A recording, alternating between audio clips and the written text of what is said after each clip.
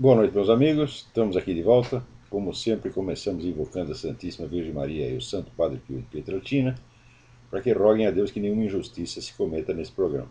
Semana passada eu desci aqui o cacete no Carlos Vereza. O pessoal tinha mostrado uma entrevista dele no Jô, onde ele falava umas coisas sobre o PT. E eu achei que aquilo fosse uma efusão momentânea, né, um ato de frescura cívica.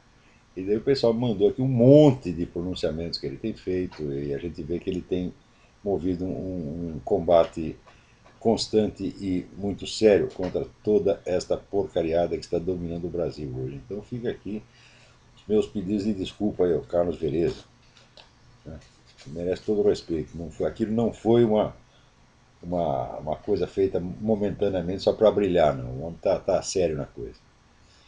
Esta semana saiu aqui no Globo essa notícia maravilhosa, né, que saiu no Wikileaks, umas comunicações aí da embaixada americana, ao governo americano aqui, informando que o Brasil prende terroristas ligados ao Hezbollah e organizações semelhantes e depois os acusa de outras coisas para dizer que não há atividade terrorista no Brasil.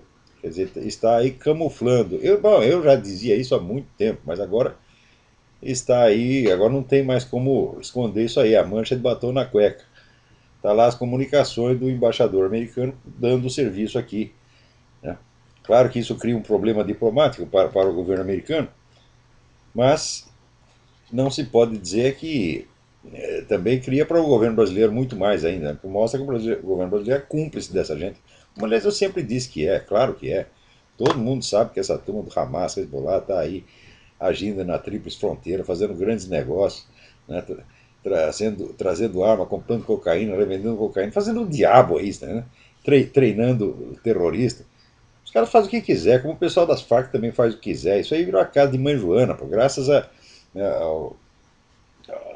aos nossos protetores aí no governo federal. Quanto é terrorista pode entrar e fazer o que quiser. Agora,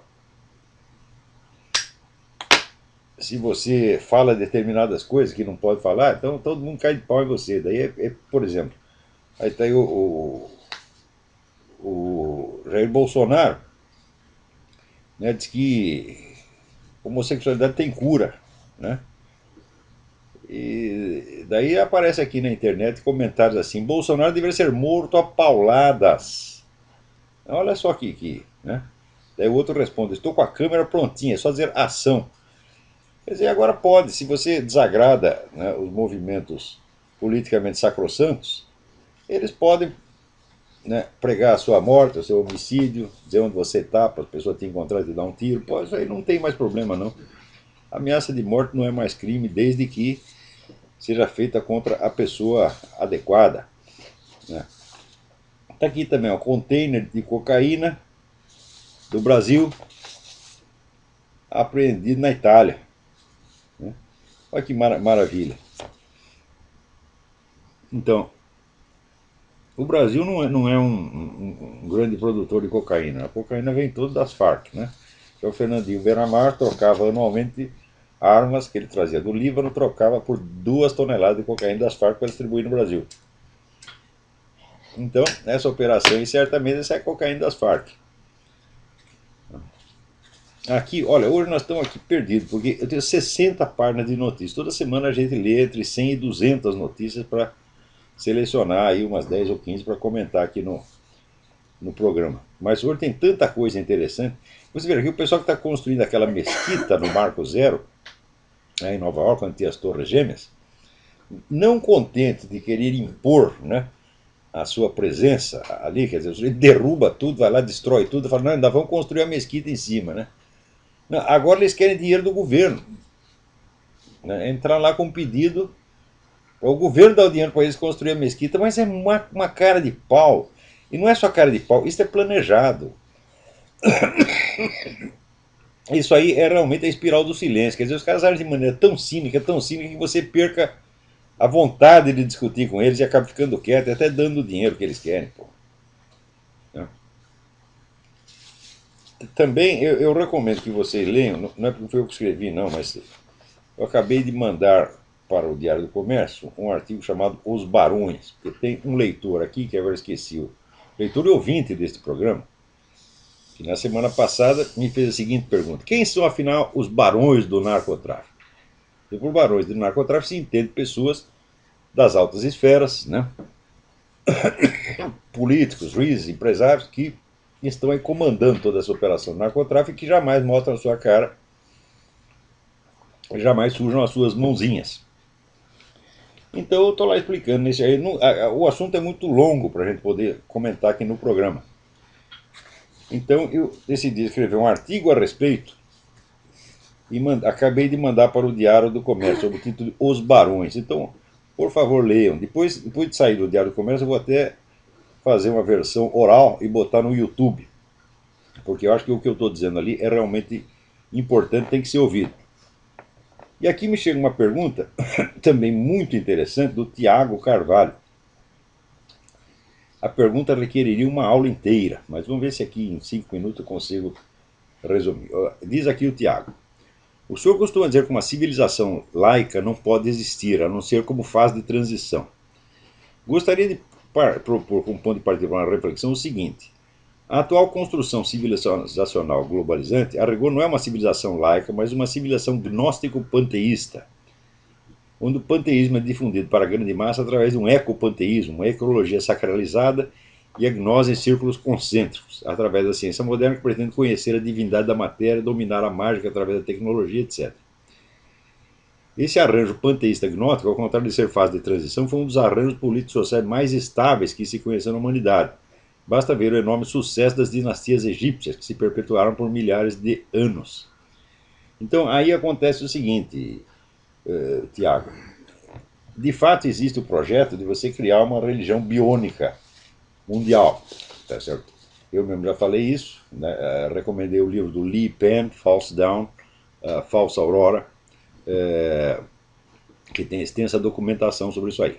Mas, em primeiro lugar, ainda falta muito para que esta religião biônica esteja em vigência. Segundo, ela não é propriamente uma religião nova, é um arranjo feito mediante acordos com as religiões existentes. De maneira que todas as religiões permanecem mais ou menos intactas, apenas rearranjadas para funcionarem em harmonia dentro do plano da nova ordem mundial. Em terceiro lugar, esta ideia, vamos dizer, de ecopanteísmo que eu estou falando, a analogia que você faz com a civilização egípcia não funciona. Porque na civilização egípcia o que você tinha é o que o Eric Vogel chama de uma civilização cosmológica. Quer dizer, uma civilização cujo modelo de ordem social era copiado do modelo da ordem cósmica, ciclos planetários, etc, etc.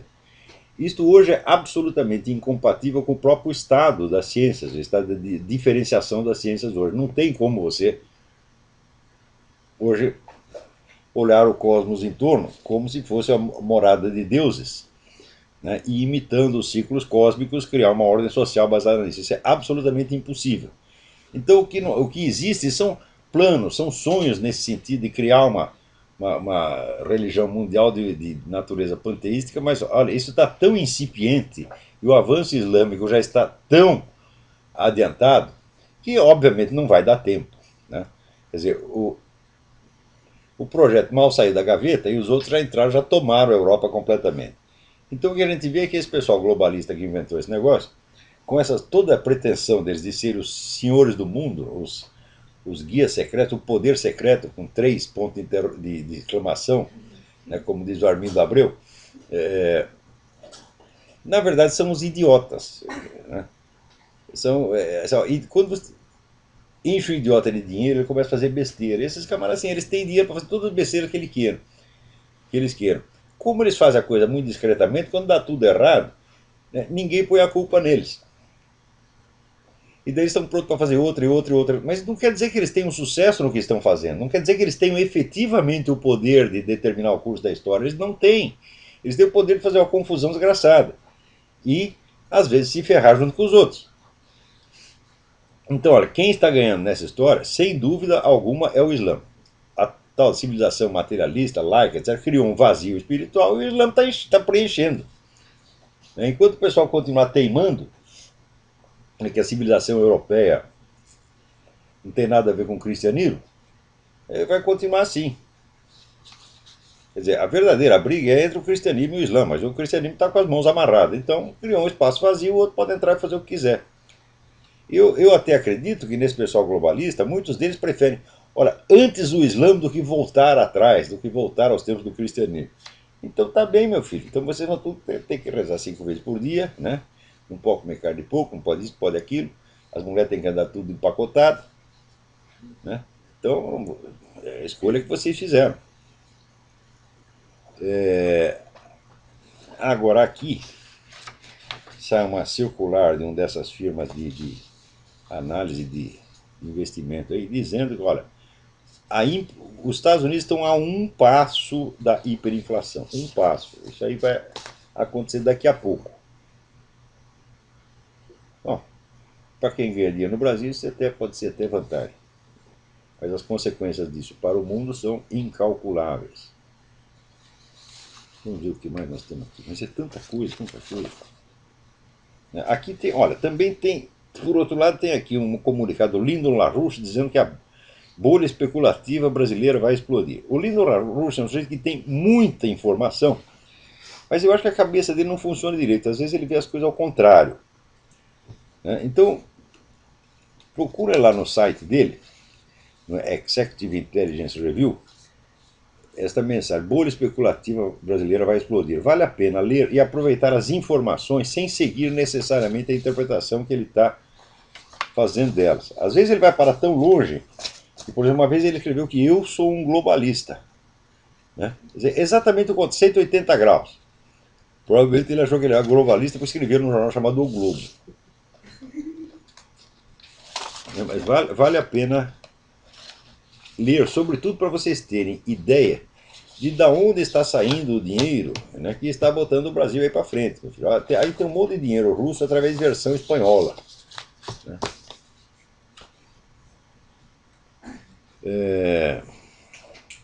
Peraí, tem alguém na linha. Alô, quem é? Alô? Não tem ninguém. Alô? Alô, professor Olavo. Sim, quem está falando? É Ronaldo de São Paulo. Ronaldo, tudo bem? Tudo bem? Vou fazer pergunta e vou explicar. O senhor, uma vez, quando começou a desenvolver os conceitos de mente revolucionária nos seus artigos, mencionou que a Revolução Americana não se enquadraria nesse conceito. Perfeitamente. O senhor ficou a desenvolver isso, e, se não me engano, o acabou não vindo num outro artigo. Queria que o senhor pudesse falar dessa diferenciação da Revolução Americana. Eu mencionei isso em alguns artigos de jornais, depois eu estiquei um pouco o assunto num artigo mais longo que foi publicado no Digesto Econômico, que é a revista da Associação Comercial de São Paulo. Então a explicação ali é o seguinte: eu dei a definição de revolução como sendo um projeto de mutação profunda da sociedade a ser realizado mediante a concentração do poder. Então, o elemento concentração do poder falta completamente na Revolução Americana. Aliás, foi feito exatamente no sentido contrário, de limitar o poder central e assegurar a autonomia dos vários estados, assim como dos vários poderes intermediários, né? Igreja, cultura, etc, etc. Em segundo lugar, não houve ali nenhum projeto de mutação profunda da sociedade. Ao contrário, eu até citei lá um clássico do livro História Constitucional dos Estados Unidos, onde mostra que praticamente todas as leis que o novo governo americano implantou eram coisas que já estavam na legislação inglesa anterior, às vezes de séculos. O que eles fizeram foi consolidar aquilo e afirmar a sua soberania nacional. Foi só isso. Então, tecnicamente falando, não foi uma revolução.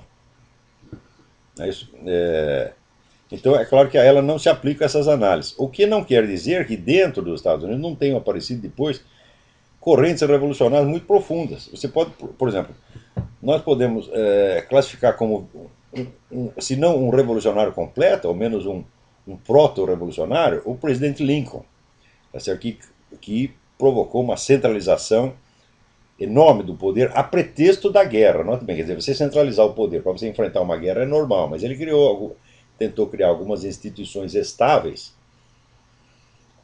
que marcaram de uma vez para sempre a história americana. Quer dizer, o começo do crescimento do poder central americano data ali da Guerra Civil. Tem muita gente que chamou o Lincoln de ditador por causa disso. Bom, pode ser até um exagero, mas o fato é que a centralização começa ali. Outro que deu passos importantes para isso foi o Woodrow Wilson.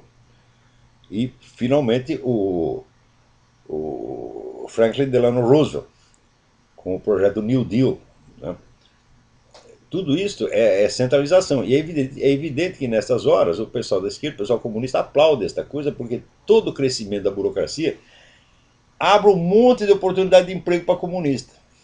No tempo do Roosevelt, os comunistas entraram até no serviço secreto, ocuparam, então chamava-se OSS, Organization of the Secret Service, acho que é isso, que depois virou a CIA. A CIA, quando nasceu, já estava infestada de comunista graças àquela herança que vinha da OSS. Então eles acham lindo isso. Por que você acha que comunista gosta tanto do John Maynard Keynes, o economista? Porque o John Maynard Keynes é a favor da intervenção maciça do governo na economia e sempre tem assim, essa intervenção, abrem-se novas agências estatais que imediatamente os comunistas preenchem. Então, para eles, essa é uma maravilha. Esse aí é o motivo pelo qual eu gosto tanto do Keynes. Né?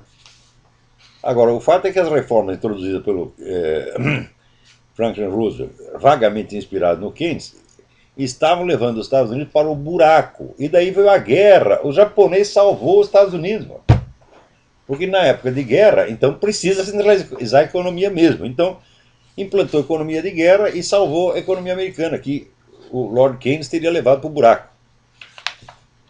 Agora aqui o pessoal manda um monte de coisa sobre este negócio do prêmio Jabuti, né, que foi dado aí para o Chico Buarque.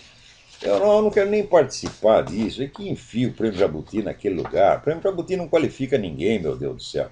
Quando deram até um prêmio Jabuti para o Bruno Tolentino, eu achei que isso era uma grande honra para o prêmio Jabuti. Né? Então,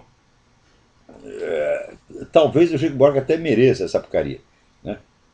Esses prêmios não querem dizer mais nada. Ora, bom mesmo, tem o grande escritor romeno Emile Cioran, né?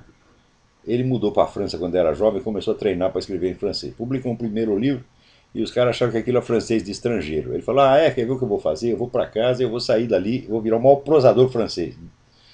Passou 20 anos treinando e daí publicou um livro e os caras disseram, pô, mas isso aqui é um prosador maravilhoso tal, e encheram ele de prêmio. Ele mandou todo mundo enfiar os prêmios no cu.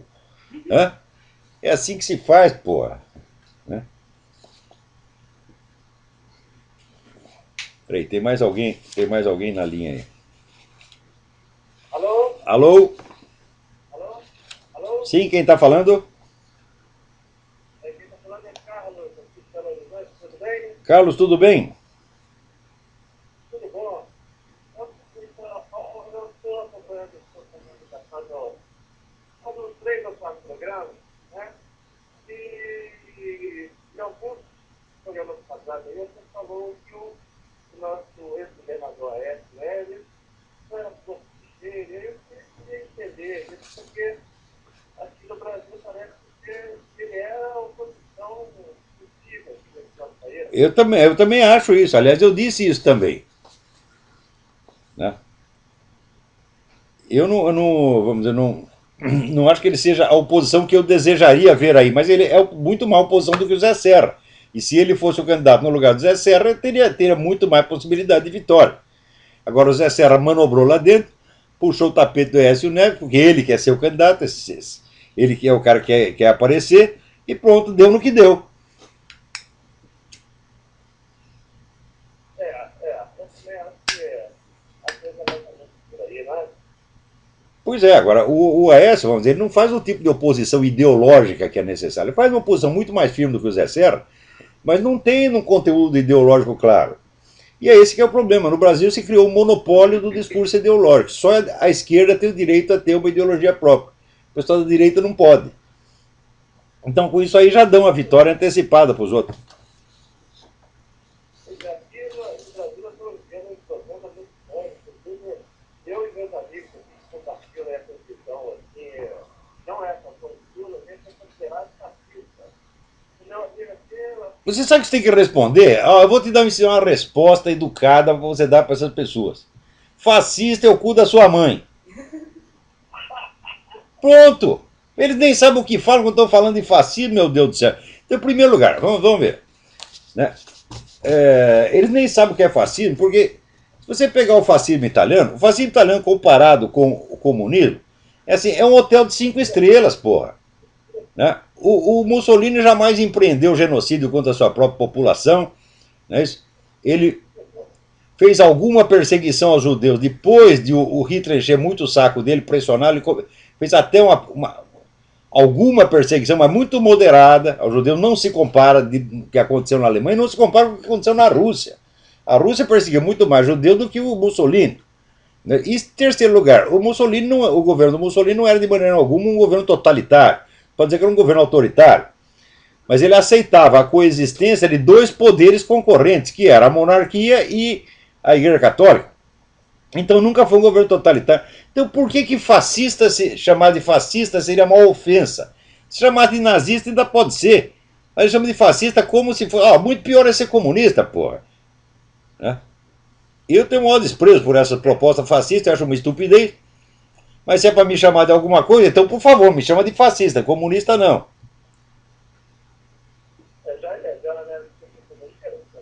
E dá essa resposta, manda tomar no cu, porra. Né? Porque se você tenta se explicar, fala, não, eu não sou, não sei o quê. Né? Tem aquele ditado francês, qui s'excuse, s'accuse. Quem se desculpa, se acusa.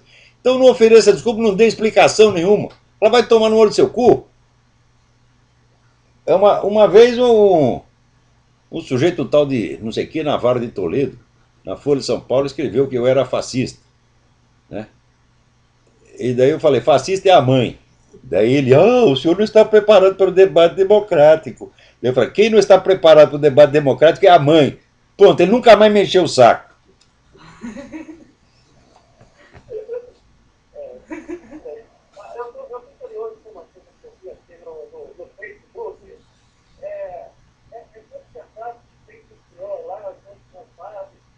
Aquilo foi uma montagem que fizeram, botaram eu, o padre Paulo Ricardo e em cima de nós, né, o padre Pio tomando conta dos dois. Espero que tome conta mesmo, porque senão nós estamos ferrados. Obrigado eu pela participação.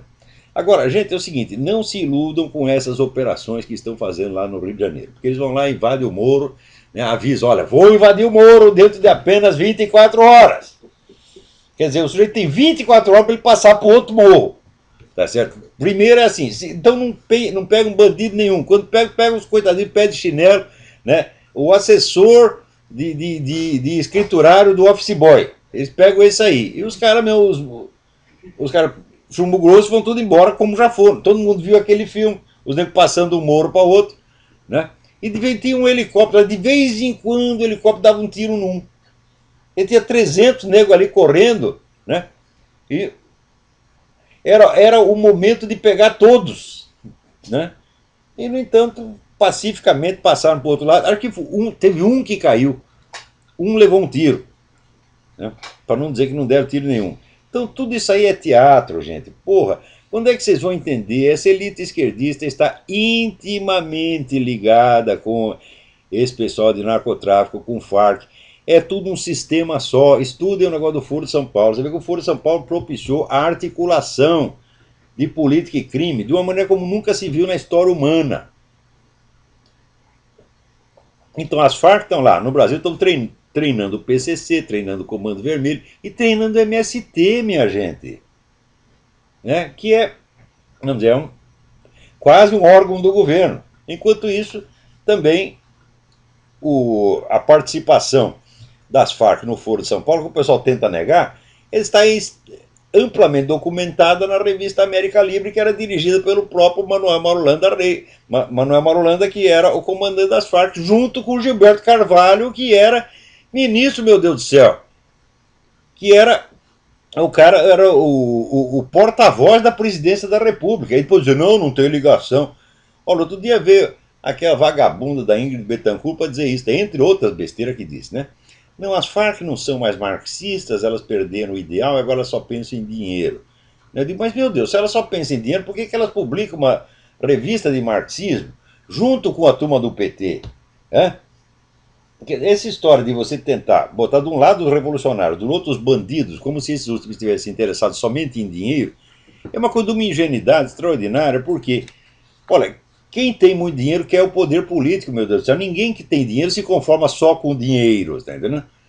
Então, a ambição de poder político, ela se segue naturalmente à acumulação de uma fortuna, sobretudo se for uma fortuna acumulada por meios ilícitos. Por outro lado, o pessoal revolucionário também precisa de dinheiro, né? E às vezes não tem tempo para sair pessoalmente assaltando o banco, vendendo cocaína na porta da escola. Então, o que é a aliança entre revolucionários e quadrilhas de delinquentes é uma coisa que é mais velha que andar para frente. Sempre foi assim, meu Deus do céu. E no caso atual, não é só uma aliança, não são só interesses esporádicos. É um sistema, uma estratégia integral que está muito bem articulada, de modo que um ajuda o outro ajuda um. Eu já tenho relatado isso nos meus artigos há 16 anos, 16 anos, mas no Brasil o pessoal leva tanto tempo para chegar a uma conclusão. Por isso, o Gilberto Amado dizia que quando encontrava um brasileiro capaz de juntar causa com consequência, ele tinha o orgasmo. Eu aqui já estou vivendo, tá certo? Em estado de priapismo e de orgasmo permanente. Eu não paro, rapaz, não paro, né? É uma coisa impressionante. A gente vê tanta inteligência no Brasil que ele não para de ter orgasmo, rapaz. É um negócio maluco, né?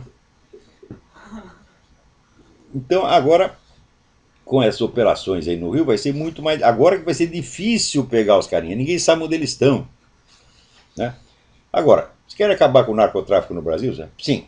Prenda todos os representantes do Foro de São Paulo.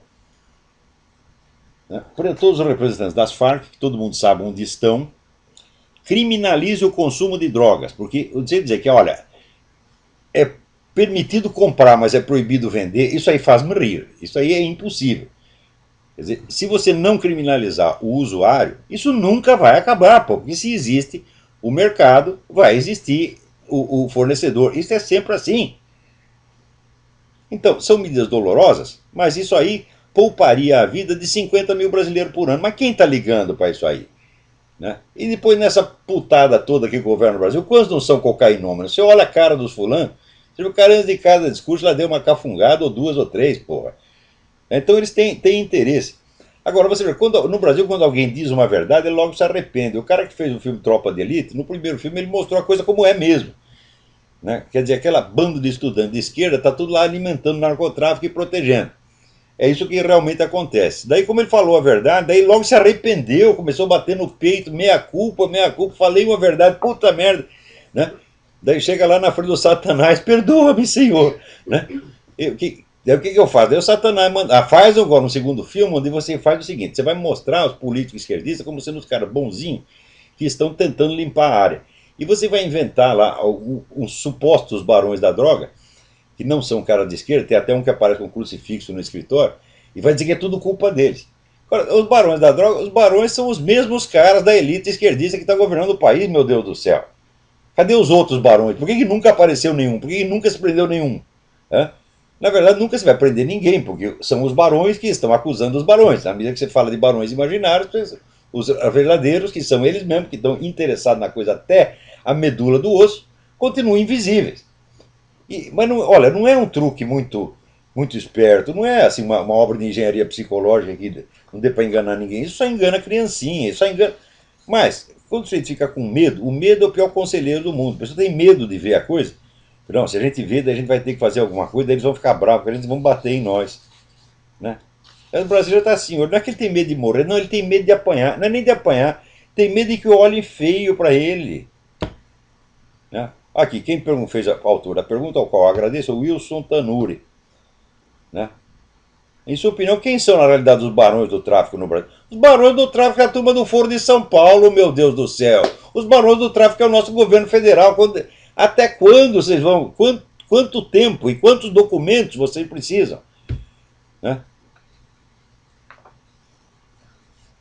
Para isso aí. Para descobrir uma coisa tão óbvia. Né? Agora aqui até me confundi, tanto papel. Alguém me manda aqui um artigo do Luiz Eduardo Soares. Ai, meu Deus do céu. Né? Luiz Eduardo Salles é aqueles que diziam que eu era o teórico do Opus Dei. Por aí você vê, né, a acuidade política do...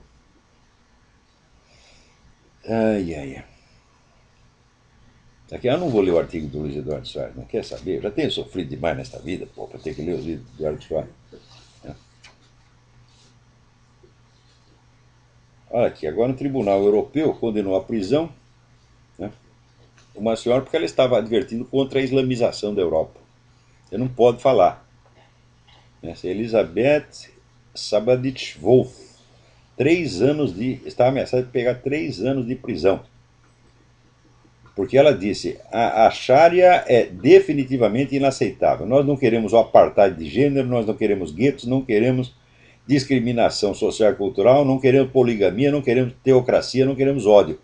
Esta frase pode dar 3 anos de prisão para a mulher. Presta bem atenção. Agora, se você falar de gay, então, pelo amor de Deus. Ai, ai, ai. Vamos ver o que mais nós temos aqui. Olha aqui que maravilha, que maravilha. O Parlamento da União Europeia, né, que tem o projeto de fortalecer a família para enfrentar o problema da queda demográfica, porque não tem mais europeu, cada geração tem menos. Então, dentro do plano de fortalecer a família, eles querem impor o casamento gay como obrigatório em todos os países membros. Quer dizer, como é que você vai aumentar a população através do casamento gay? Pô, os caras devem ter feito uma descoberta genética fantástica. O nego vai com o outro pra cama, o outro engravida, por via anal. Não é um negócio fantástico, é o progresso da ciência, minha gente. Porra!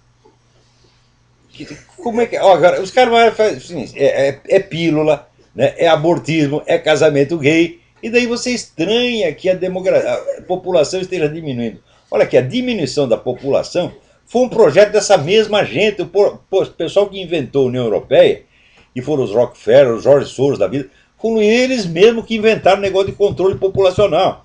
E espalharam aquilo pelo mundo. Acontece o seguinte, que isso só pegou nos países ricos.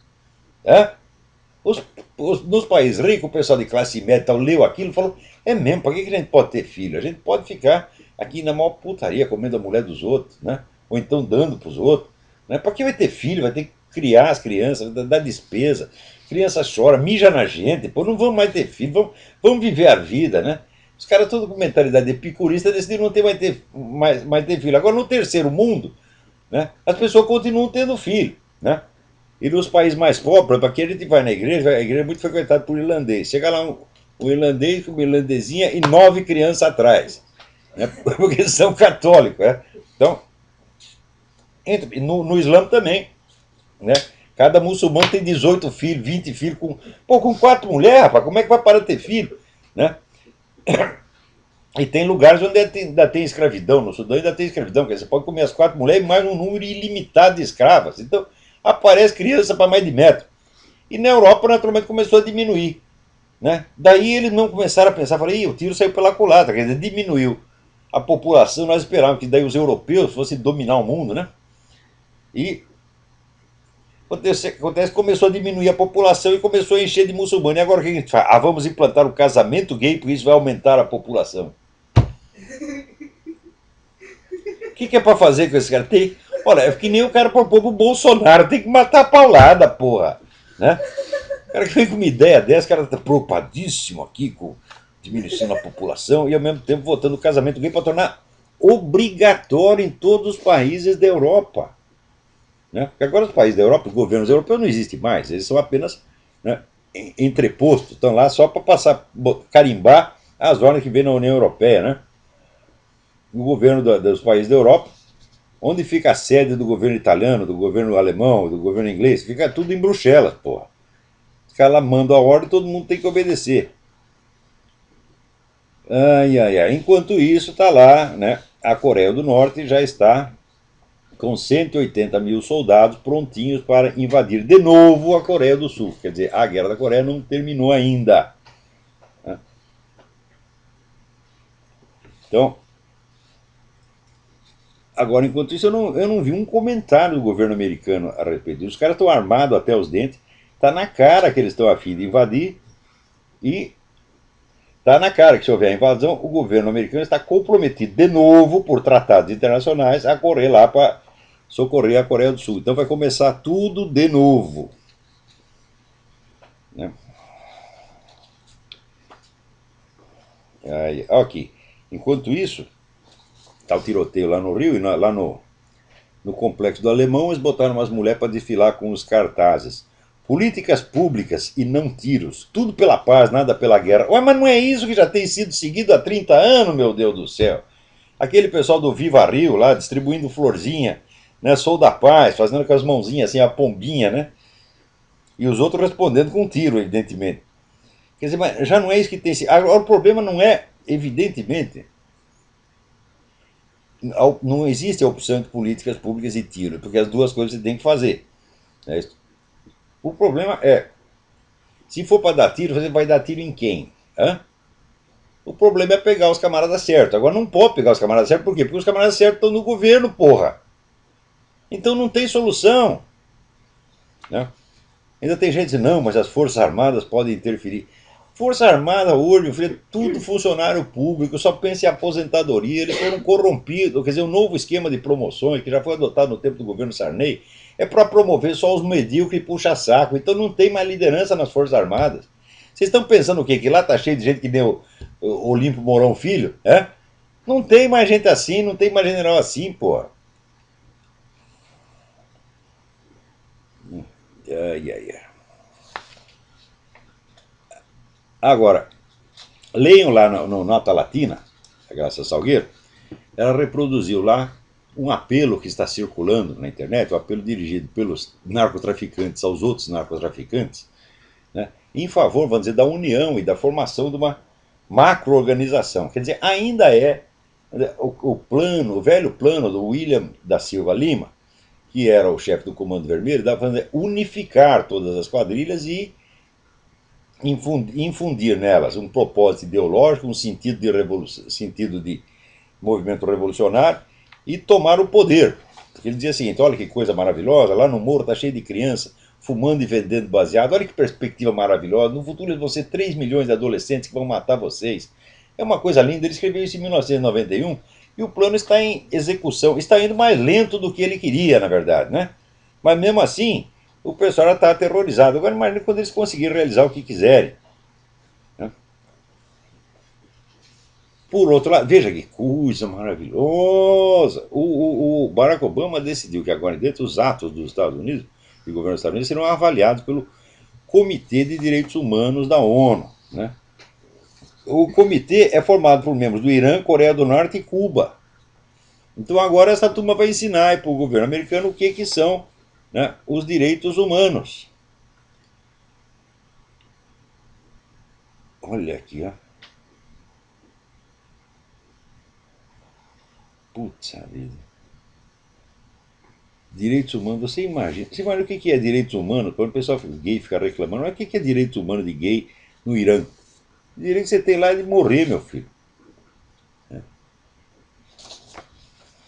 E assim vai. Então o pessoal vai implantar isso aqui nos Estados Unidos. Agora, o Obama, ele está dando a cara dos Estados Unidos para apanhar. Não é a cara própria dele, não. É a cara do país. Agora, aqui, esse negócio da revista nos aeroportos, que as pessoas, né, põem você lá no raio-x, você pelado, né, o outro vem e apalpa o seu saco, assim, para ver se tem uma granada atrás do saco. Você fala, não, não é granada, é meu próprio saco, desculpe. Né? Tudo isso aí que está submetendo milhões de pessoas, né, humilhação e constrangimento nos aeroportos. Você sabe de onde vem isso? Foi que, antigamente, o pessoal usava um critério de submeter as pessoas à revista pelos sinais que eles davam na conduta. E tinha lá até um manual de instruções, quer dizer, sinais que indicam que o indivíduo é suspeito e deve ser submetido à conduta. Por exemplo, né, você vê que o sujeito está muito nervoso, você vê que ele está suando. Né? Então, tem lá uma série de sinais, uns 50 sinais. Você via um desses, pegava o cara e fazia uma revista, né, em regra nele e deixava passar os outros. Daí o pessoal do Centro Islâmico, aqui a CAIR, C-A-I-R, Centro de American Islamic Relations, né, reclamou contra isso e exigiu que o governo tratasse todos os viajantes como na mesma base. Eles são todos suspeitos, não somente aqueles que têm aquela conduta assim, porque eles diziam que isso era discriminação anti-islâmica. Então, resultado, todo mundo virou suspeito, por igual. Então, chega lá uma velhinha sueca paralítica na cadeira de roda, você vai ter que depenar a velhinha porque ela pode ser um perigoso terrorista islâmico. Né? Isso aí, na verdade, não é de agora. Esse projeto já vem do tempo do Bush. O Bush já cedeu a essa pressão. Né? Agora, o Obama não é que ele cedeu a pressão, ele entrou nisso alegremente. Né? Ele está achando isso maravilhoso. Agora aqui, o pastor Al Sharpton está pedindo que a Comissão Federal de Comunicações feche o programa do Rush Limbaugh. Olha que maravilha, é? Então, o Rush Limbaugh, o Savage e outros. Quer dizer, o tempo... O que tem gente... Como as pessoas gostam de mandar nos outros, é um negócio impressionante, impressionante. Tem um monte de gente aqui que... Em toda parte, né? Tem gente que acha que o problema do mundo é que não são elas, que elas não têm o poder total. Quando elas tiverem o poder total, vai estar tudo maravilhoso, né? Enquanto isso, está vendo aqui, né, o presidente Luiz Inácio Lula da Silva tentando negociar com o Irã para evitar a aplicação de sanções pelo programa nuclear. Mas, ué, quem é que não sabe que o Irã está fazendo bomba atômica? Né? O Lula não sabe, não, é bomba atômica para fins pacíficos. Né? Ué, todo mundo diz que é fim pacífico. E assim vai. Por outro lado, para não dizer que tudo está perdido, o bispo Luiz Carlos Essel, de Caçador, Santa Catarina, que apoiou, fez propaganda para a candidatura abortista da Dilma Rousseff, foi lá no Vaticano e pediu demissão, e a demissão naturalmente foi aceita. Né?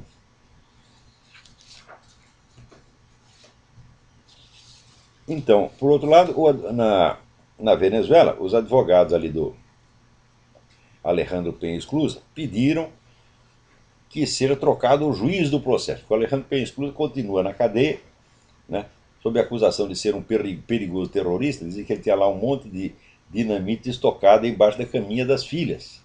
Né, embora o Alejandro tenha um diploma de engenheiro, né, ele provavelmente não sabia que isso era perigoso, coitado, e guardou lá um monte de dinamite embaixo da caminha das filhas. Né, e prenderam ele sob a acusação de ser o contato de um terrorista que é ininterrogável, porque ele foi interrogado 2 minutos na Venezuela e mandado para Cuba, onde está inacessível. Então é a testemunha inacessível e invisível. Né? E o advogado do Alejandro pediu que o juiz fosse removido, porque o juiz já falou tanta coisa contra o Alejandro Penha Esclusa que ele praticamente já anunciou a condenação antes de ter o julgamento. Então não dá. Né?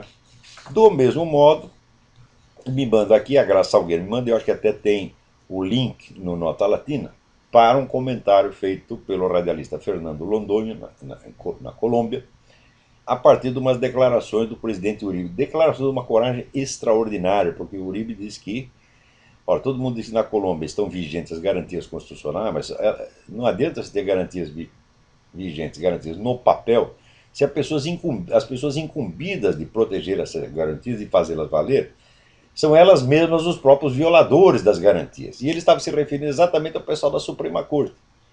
Porque como a guerrilha se deu mal na Colômbia, então o que eles começaram? Começaram a infiltrar gente no sistema judiciário. Hoje o sistema judiciário colombiano é praticamente o escritório da advocacia da guerrilha. E a turma da Suprema Corte também. E o Fernando Londoño, eu não tenho o link aqui, mas eu acho que está no site Nota Latina. Se estiver, ouçam. Porque ele fez explicou a situação, dizendo um editorial maravilhoso, de uma clareza assim cristalina, não tem como negar aquilo. Ele conta lá o envolvimento dos caras da Suprema Corte em várias tramóias. A turma da máfia mesmo está na Suprema Corte. Então, é o que diz o Uribe. Não adianta você falar de garantias constitucionais, se os garantidores da Constituição são esses caras. Quer dizer, não é um problema de qual a lei que está no papel, o problema do quem está fazendo e o que está fazendo.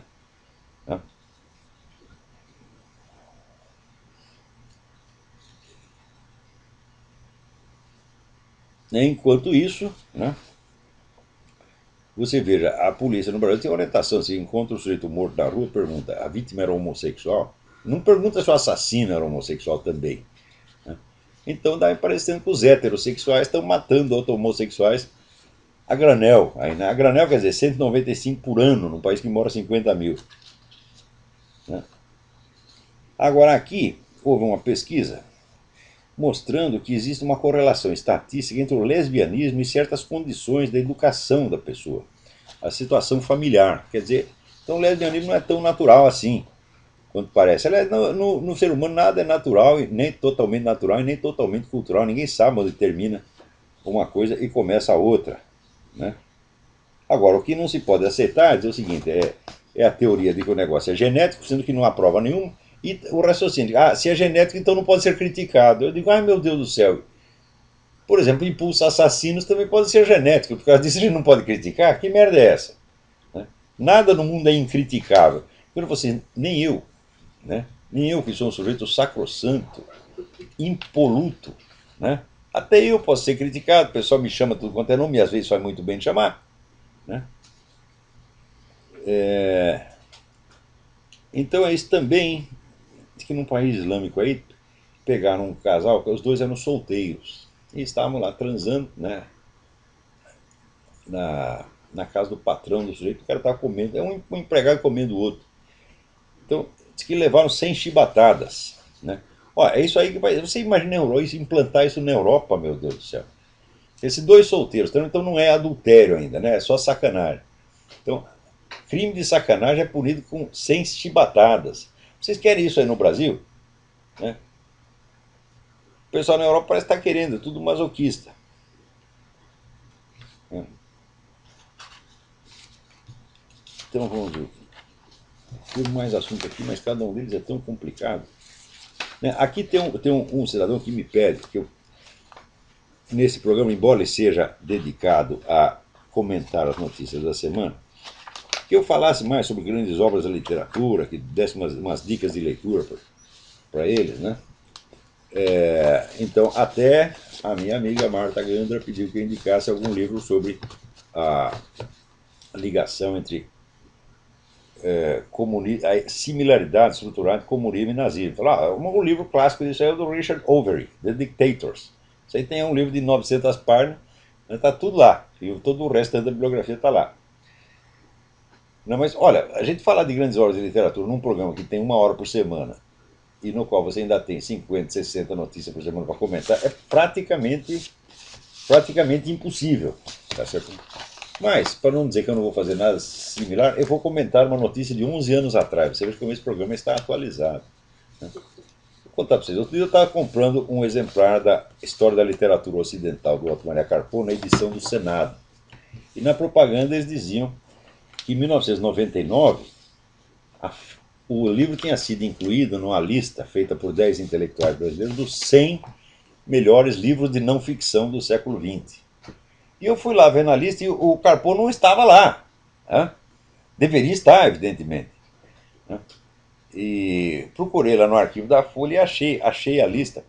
A lista é um negócio fantástico, porque esses 10 camaradas, você vê, a leitura de acadêmico brasileiro, assim, um só lê aquilo que os outros leem.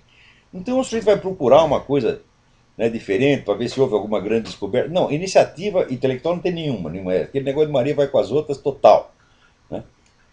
E, por incrível que pareça, considerar o maior livro do século A Ética Protestante e o Espírito do Capitalismo, do sociólogo alemão Max Weber, que é uma tese que está errada. Para começo de conversa, a tese está errada.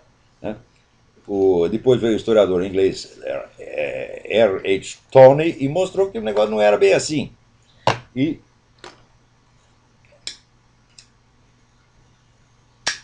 ele vai ver a lista dos 100 livros. Olha, por exemplo, com qualquer lista, evidentemente, teria que ter Ordem e História do Eric Voegelin, sem a menor sombra de dúvida, que é, né, a maior obra de filosofia da história publicada no século XX, mas bate de longe. Max Weber, comparado com Eric Voegelin, é apenas um amador, é apenas um precursor meio atrapalhado. Né? O livro não está lá. Né? Você procura o livro do Xavier Zubiri, né? Também não está. Do Bernard Lonergan também não está. Porque esse pessoal acadêmico do Brasil nunca ouviu falar desse autor, porque eles não procuram coisas para ler. Eles só leem aquilo que já está falado na mídia internacional. Então, quer dizer, eles fornecem para vocês um material de segunda mão. nem segunda não, de terceira, porque aonde que eles vão, né, procurar as indicações de livro? Eles vão procurar no suplemento literário do New York Times. Quer dizer, as leituras de acadêmicos brasileiros são determinadas por jornalistas americanos, nem por acadêmicos americanos, né? Quer dizer, o jornalista está dando a coisa de segunda mão, então chega para vocês de terceira. Assim é que não dá. Quer dizer, você não tem no Brasil uma comunidade de intelectual letrado com iniciativa, com capacidade de buscar as coisas que interessam e saber jogar as coisas pelo seu valor intrínseco e não pelo falatório da mídia. Afinal de contas, alguém tem que ter a informação de primeira mão. Não é isso? Que nem eu não precisei que ninguém viesse para mim dizer que o Mário Ferreira dos Santos era um grande filósofo. Ninguém conhecia o Mário Ferreira dos Santos, mas me trouxeram o livro, eu li e falei, obviamente é um grande filósofo. Ninguém o conhece, mas ele é maior do que todos os que não estão falando dele. Tá certo? Então,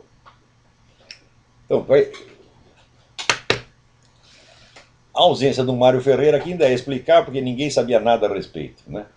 E esse pessoal tem uma tremenda insegurança, eles não conseguem dar valor a nada que já não esteja consagrado na grande mídia universal.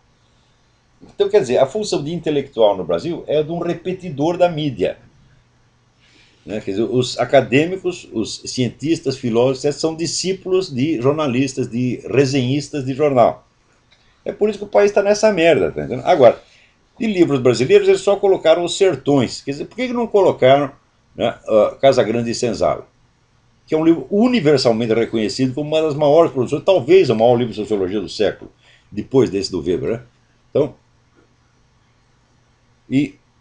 e sobretudo, por que não colocaram a história da literatura ocidental do Carpo, que é a maior e melhor história da literatura que se fez no mundo? Então, esse pessoal não tem autonomia de julgamento, é tudo Maria vai com as outras, é tudo menininho inseguro, tá entendendo?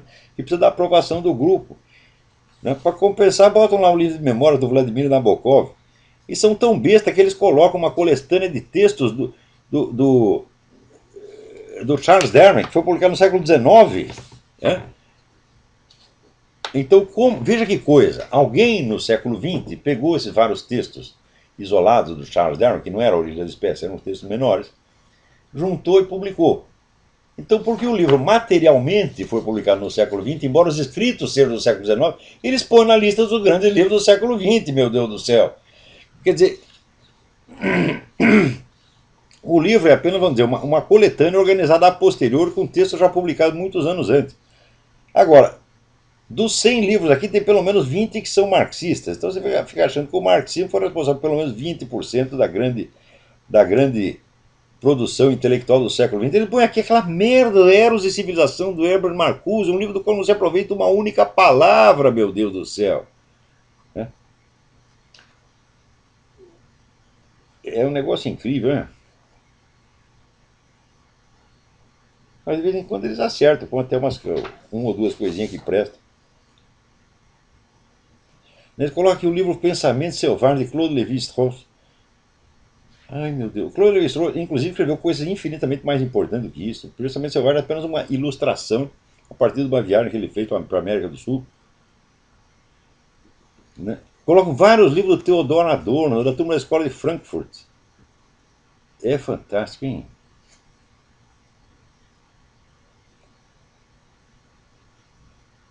Bom,